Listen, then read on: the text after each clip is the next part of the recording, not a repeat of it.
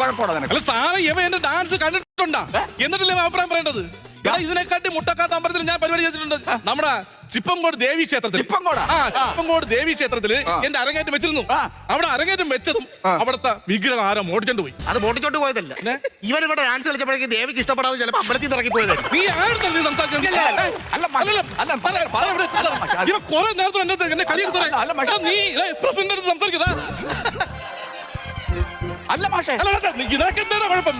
എടാ എന്താണ് കുഴപ്പം? ഞാൻ അങ്ങോട്ട് വന്നാണല്ലേ.